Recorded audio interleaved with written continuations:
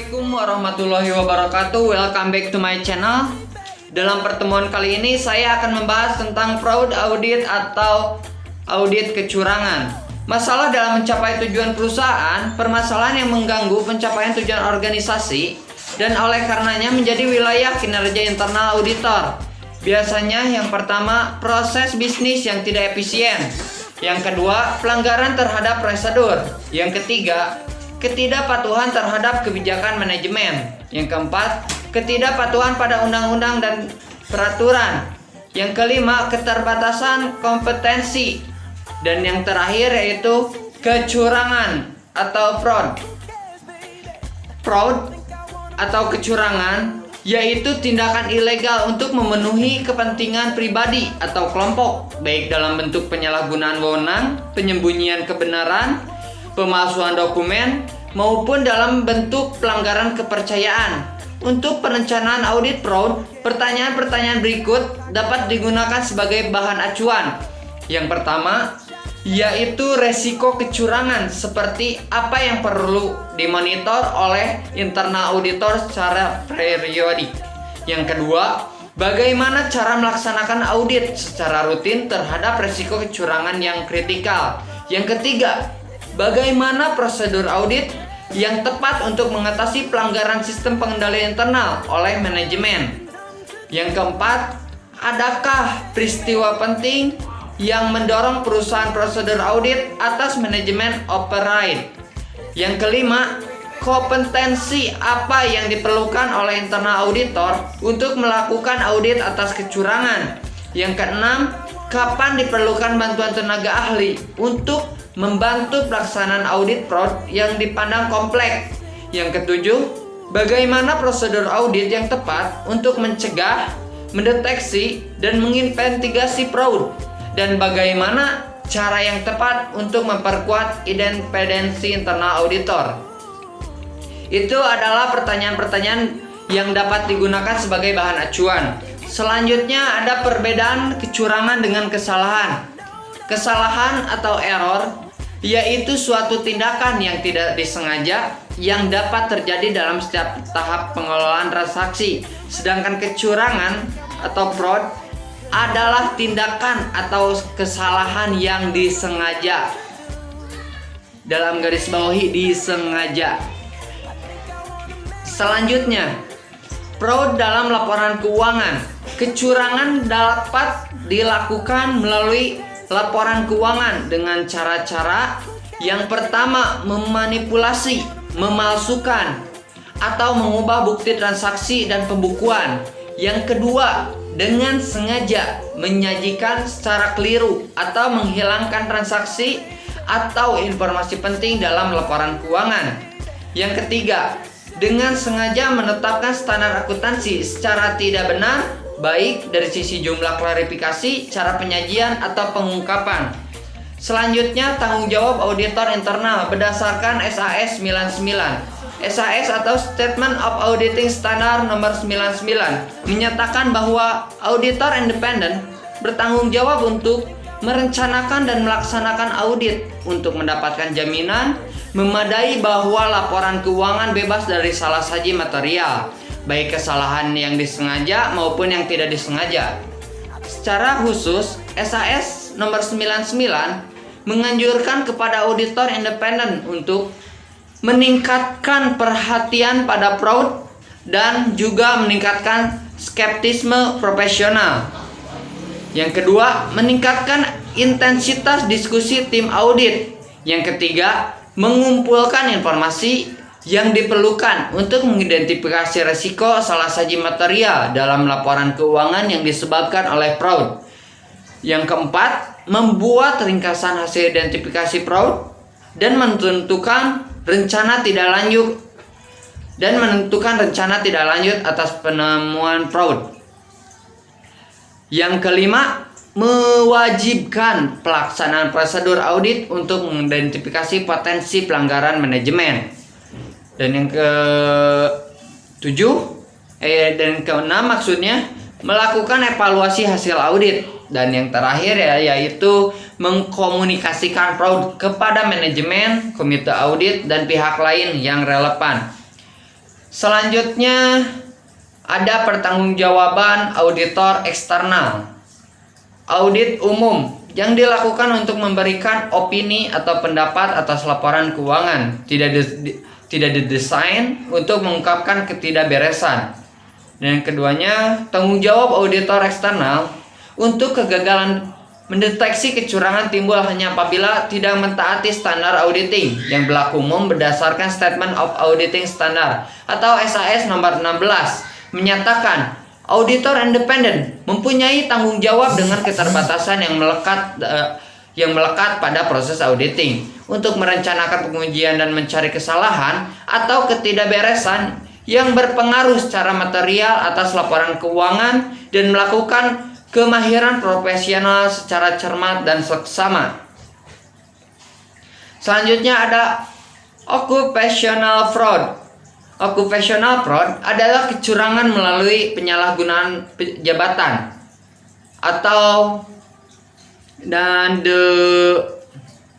selanjutnya occupational fraud. Occupational fraud adalah kecurangan melalui penyalahgunaan jabatan.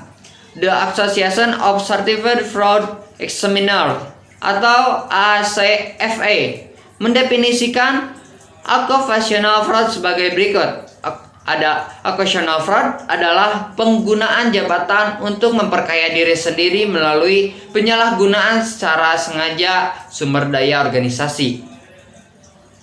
Dapat diklarifikasi ke dalam 3 bentuk menurut ACFA, yaitu aset misappropriation atau penyalahgunaan aset. Yang kedua, corruption, yaitu mempengaruhi transaksi bisnis untuk memperkaya diri sendiri atau orang lain.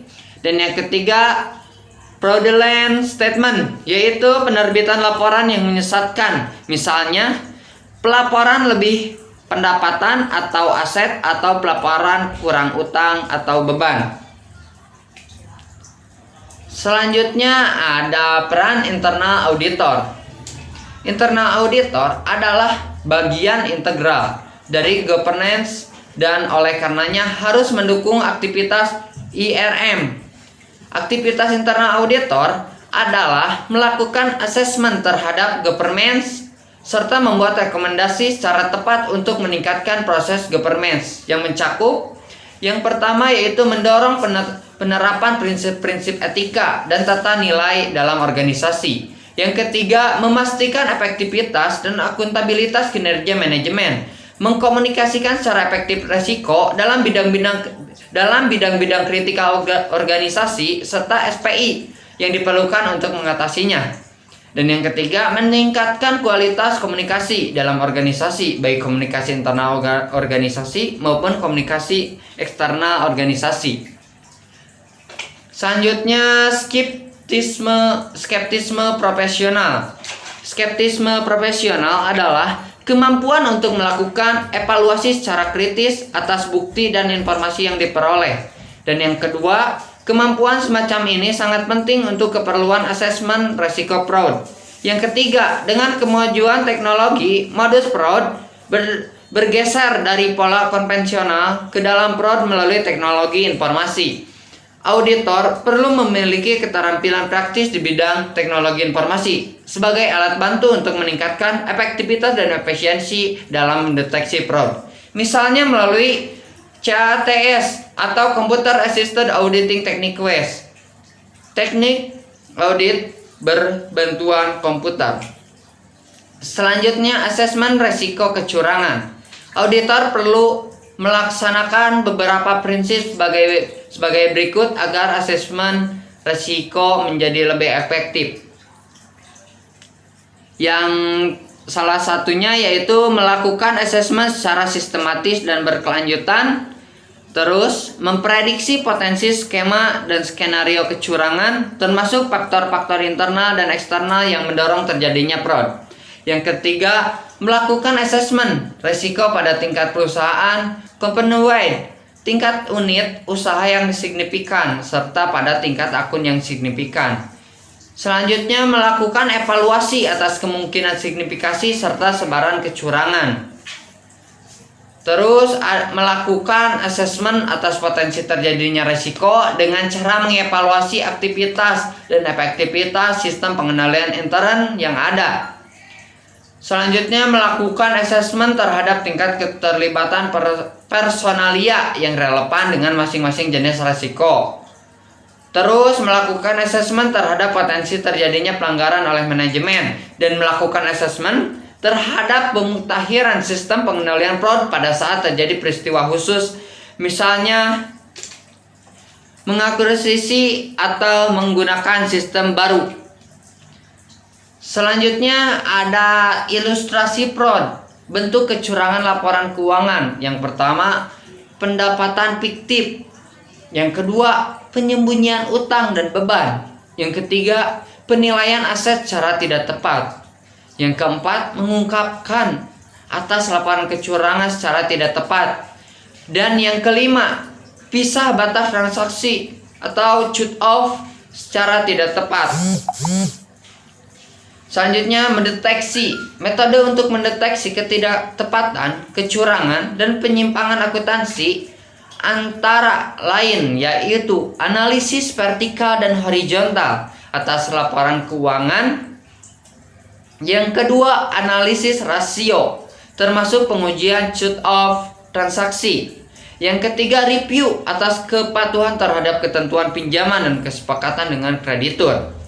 Yang keempat, review atas kepatuhan terhadap ketentuan perpajakan. Yang kelima, wawancara tertulis dengan manajemen tentang variasi tertentu dalam praktik bisnis, serta hal-hal lain yang perlu mendapatkan penjelasan tertentu. Dan yang ketujuh, maksudnya yang keenam, analisis arus kas, termasuk konfirmasi bank, pelanggan debitur, serta pemasok kreditur secara selektif. Dan yang ketujuh, dalam industri yang diatur secara khusus, lakukan review atas perubahan regulasi atas industri atau atas perusahaan. Ada beberapa metode pencegahan, yaitu yang pertama, pemberlakuan praktik audit internal yang independen, objektif, dan kuat. Yang keduanya, pemberlakuan standar etika dan integritas pegawai, dan pemantauan secara aktif terhadap manajemen oleh pihak-pihak yang bertanggung jawab dalam masalah governance komisaris. Selanjutnya, investigasi fraud. Investigasi fraud harus dipertimbangkan metode untuk yang pertama, pengumpulan data. Yang kedua, mendokumentasikan bukti. Yang ketiga, menentukan luas kecurangan. Yang keempat, menentukan pola dan tidak kecurangan. Dan yang kelima, evaluasi penyebab kecurangan. Selanjutnya, pelaporan hasil audit. Melakukan identifikasi tentang jenis fraud. Yang kedua, menuliskan hasil temuan fraud secara lengkap, sistematis, dan jelas. Yang ketiga, mendukung bukti fraud dengan kebijakan, standar, hukum, dan peraturan yang dilanggar. Yang ketiga, menutup laporan dengan kesimpulan dan rekomendasi. Yang keempat, laporan hasil audit dibuat untuk mampu memberikan nilai dan manfaat yang besar bagi pengguna laporan. Itu adalah sebagian beberapa dari beberapa metode, bukan metode, maksudnya pelaporan hasil audit fraud. Selanjutnya, pelaporan hasil audit fraud. Menurut EI, pelaporan fraud terdiri dari berbagai komunikasi lisan atau tertulis, komunikasi sementara atau komunikasi final dengan senior, manajemen, dan atau dewan komisaris yang status dan hasil dari investigasi fraud. Selanjutnya, kasus fraud. Yang ada kasus yaitu sang pemilik Barry Minkow mendirikan usaha pembersih karpet pada usia 12 tahun ketika membantu ibunya. Industri ini tidak mengenal barrier to entry. Izin usaha mudah didapat, bisnis tidak mudah, karena persaingan ketat. Pelanggan mengeluh, cek pembayaran selalu ditolak, vendor yang selalu menuntut pembayaran cepat, akses ke perbankan juga susah. Barry menjadi kreatif dalam memanipulasi laporan keuangan. Dia menciptakan lebih dari 10.000 dokumen palsu dan kwitansi penjualan tanpa ada seorang pun yang curiga. Meski bisnisnya 100%, penipuan yang dirancang untuk melabui auditor dan investor, Min Kao berhasil mengumpulkan lebih dari 4 juta US dollar untuk menyewa dan merenovasi sebuah gedung kantor di San Diego. Selanjutnya, fenomena peran OTT. Yang pertama ada Wakil Ketua KPK Saud Situmorang mengatakan hal ini didasarkan pada perkiraan masih banyak korupsi yang bersumber dari anggaran pendapatan dan belanja negara (APBN). Sementara nilai APBN pada tahun 2019 lebih dari 2.165 triliun. Sangkut mengatakan kalau proporsi yang korupsi 10% berarti nilai kerugian negara sekitar dari 200 triliun dalam 1 tahun. Bagaimana KPK harus jaga tempat-tempat di mana kerugian negara bisa muncul? Karena nilai APBN-nya makin besar. Common sense-nya adalah kami akan lebih banyak melakukan penindakan, kata Saud dalam wawancara dengan BBC News Indonesia. Selanjutnya berbunyi, kami targetkan tahun 2018 bisa mengungkap 100 kasus, tapi kami membongkar lebih dari 100 kasus. Ke depan 2019 kami punya target 200 kasus. Biasanya kami bisa melampaui target. Sekian pembahasan kali ini tentang fraud audit. Wassalamualaikum warahmatullahi wabarakatuh.